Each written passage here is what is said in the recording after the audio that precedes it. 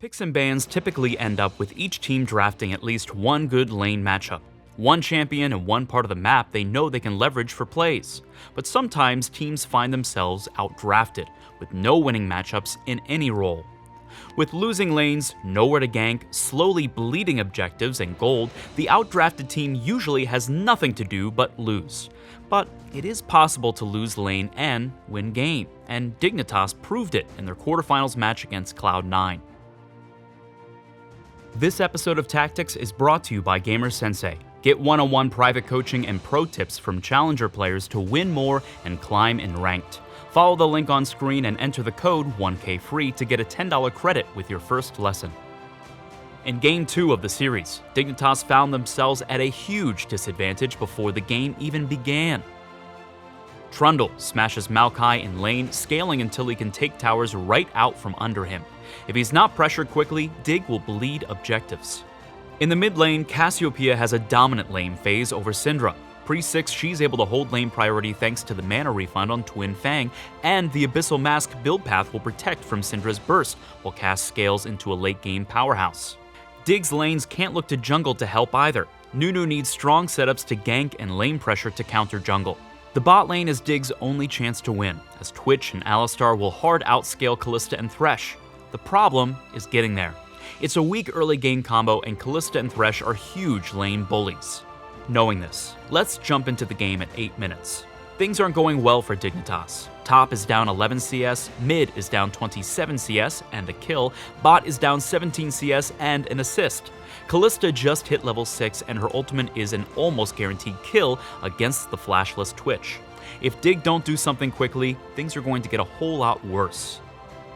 In anticipation of this, Dig initiate the delayed lane swap and completely abandon the bot side of the map. Once Twitch is spotted in top lane, both teams start pushing with 4 members on opposite sides of the map. The race is on. Even though Dig initiated the lane swap, C9 have tempo and the stronger early game team. They'll threaten an inhibitor tower if Dig continue pushing, so Dignitas are forced to call off the race.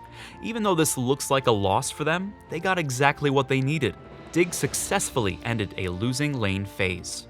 After the turret race, the map play changes. Instead of farming head-to-head against lane opponents, waves in the now elongated side lanes push from one side of the map to the other to be collected in bulk. This allows Dig to funnel farm onto their hyper carry in a relatively safe manner. Now, it's Cloud9's turn to react. They have no intention of letting Dig stall the game, so they send 4 members into the top lane to brute force the already weakened turret. Instead of contesting, Dig continues to stall by turning the match into a game of tower trades. After top tower falls, Twitch shoves lane as safely as he can. When Kalista shows on the minion wave top, Dignitas hard commit to the bot lane and unleash the herald they picked up earlier. Cloud9, seeing 3 Dig members in bot, respond by pushing Syndra off of mid-tier 1 and taking it. By forcing objective trades, Dig have managed to completely avoid their bad matchups in every lane except for mid. C9 CS numbers have started to even out as players are pulled across the map. By 15:30, the score lines are relatively even, and C9 have been forced to play at Dig's pace. Now, towers are at 4-3, neither team can feasibly take another, and Dig needs to start making smart decisions around neutral objectives. The game stalls until Infernal Drake arrives. At this point, Trundle is able to start splitting side lanes, accruing a CS lead again. Keep in mind though, because most turrets are gone, Trundle is hand-delivering farm to Twitch. With the Drake on its way, Dig are faced with a decision: contest C9 head-on and likely lose, or make a play elsewhere. Dig decide to sacrifice the dragon and opt for a play onto Trundle, catching him out just a little too far up without vision. Once the dragon is gone and the clock hits 20 minutes, both teams have their eye on Baron. Cloud9 spot Dig's bot lane on a ward and immediately make their move. A pick on Twitch and Alistar can potentially set them up for a Baron play and blow the game open. Luckily for Dig, they only get Alistar, and Cloud9 resets, sending Trundle to the other side of the map to clear the bot wave. This ends up being a huge mistake. Trundle doesn't have teleport, and knowing this, Dig immediately make the bold call to go for the Baron and take it right under C9's nose. For the first time this game, Dignitas have forward momentum and begin to crack the untouched mid towers.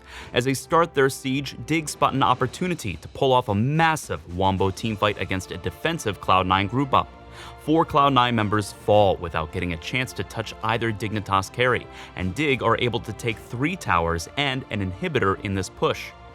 They don't close the game on this Baron, but that doesn't matter. Despite all losing lanes, Dig have successfully managed to bring their hypercarry Twitch online. 14 minutes later, they win the game. Book a lesson on GamerSensei and learn to carry your team to victory. First-timers can use the code 1KFREE at checkout to get $10 credit.